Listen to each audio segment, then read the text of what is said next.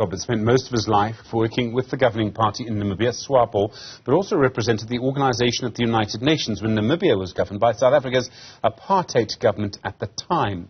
Henning Melber is an extraordinary professor at the Department of Political Sciences. Professor, good afternoon to you and thank you for your time. And Geingob, clearly a central figure in Swapo and in Namibian politics. How did he start in the struggle against what was then the South African apartheid government which ruled Namibia? Good afternoon, Stephen. Hage Geingob was among the first struggle generation, like his two predecessors. He was the younger one, a decade younger than Sam Nujoma and Hifikepunye Pohamba, but he was the one who, since the mid-1960s, represented Swapo at the United Nations, and then was appointed the director of the United Nations Institute for Namibia in Lusaka before he returned to be in charge of organizing the election campaign under the supervision of the United Nations for Namibian independence. That election took place in November 1989. So he is, or has been, an old hand. He is the first of the three to pass on, which came as a real shock to the Namibians, despite the fact that they were aware that he was not in the best health. But what I find remarkable before we talk about his legacy is to note how you started with. After the sad news broke, a few minutes after midnight on Sunday, the whole transition and transfer went smooth, dignified, and totally efficient in line with the Namibian constitution. I think this is very remarkable to note.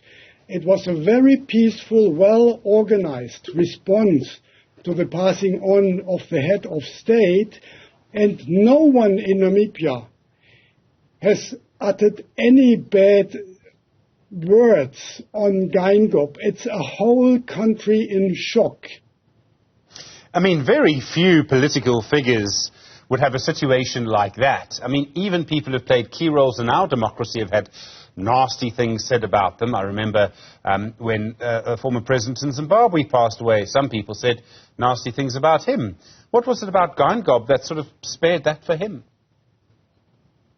I think, first of all, Namibia has a very remarkable political culture generally. Keep in mind, since independence in 1990, there's not a single political murder on record in almost 34 years. Just keep that in mind. There was nothing like any political violence which led to serious damage, physical damage, or even killing of people in 34 years. So I think generally the political culture in Namibia is something you could actually give credit to Sam Nujoma, Hifikepunye Pohamba, and not least also Hage Geingob. And I dare to say a little bit flippantly, if he would follow that, he would be delighted to see. And I think that reflects a general approach among Namibians, despite the fact that half of the country lives in poverty, the people, or border to poverty, that it's together with South Africa the most unequal society in the world, where you see the frustration in the South African townships mounting, where you see tires burned and so on. You don't experience anything like that so far after 34 years of independence in Namibia. It's very interesting to investigate that. Geingob's relationship with Sam Nujoma, who you've spoken about already. I mean, Nujoma was really a key figure. I mean, these men would have known each other very well. It seems at one point their relationship wasn't that smooth. I mean, it reminded me a little bit of some of the relationships between our liberation figures who've become president. Indeed, Stephen, and it's good that you mentioned that, because looking back at Geingob's record, I'm tempted to give him most credit for what he did as Prime Minister in 2002, because that was a moment in time where Sam Nujoma was in his third term as president and was playing with the idea to try to use the Swapo majority to become president for life.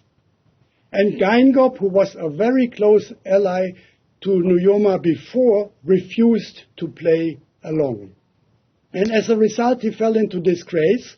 He was demoted to a ministerial position, which he refused to accept, and instead he left the country to head the Global Coalition for Africa, a Washington-based World Bank institution, for 2 years before he finally returned to Namibia and then made a remarkable comeback, not least because of the reconciliatory approach of Nujoma's successor, Hifikepunye Pohamba. But just to keep in mind, if it wouldn't have been for Hage Geingob in 2002, we might still have Sam Nujoma, now in his mid-90s, like Robert Mugabe, in office. But to some extent, Hage Geingob, who prevented Nujoma to make a Mugabe. And then it was Nujoma himself, to give him credit too, to realize it would be too divisive for the Swapo, and he then stopped those ideas. So I think that's maybe for what Hage Geingob should get most credit. It's very interesting to think about that and make comparisons with our politics too.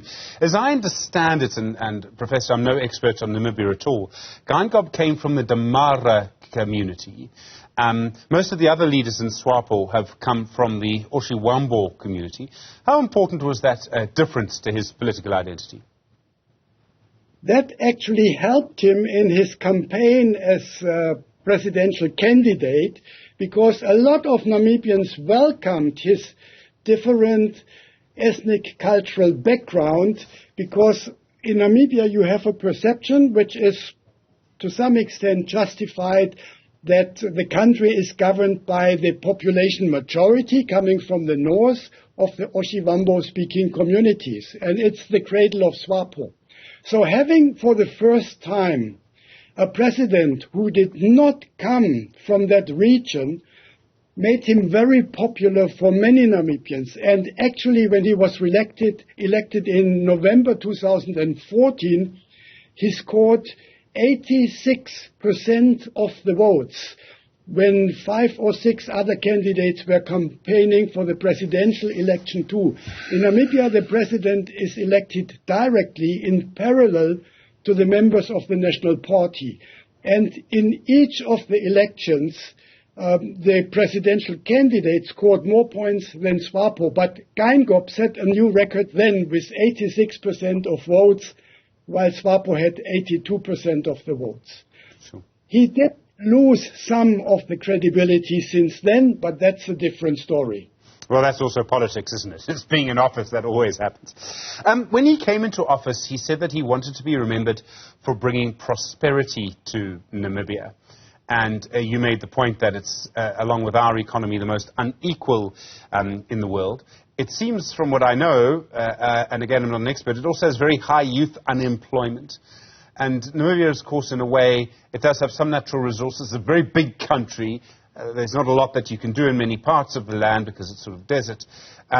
So quite a difficult task he had set himself. But did he, I suppose, maybe unkindly we ask, did he fail in his task to bring prosperity? He did. And that makes him, unfortunately, a president who promised without being able to deliver.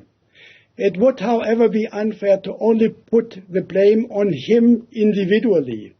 It was not necessarily entirely a failure in governance.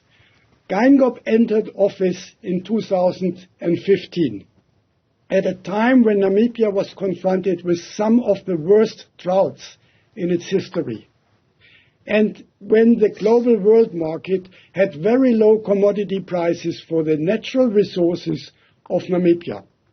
And not having recovered from that shock, COVID-19 kicked in, and in 2021, Namibia was on record of having the highest COVID-19 infection rates, with devastating consequences for the economy, and similar to South Africa.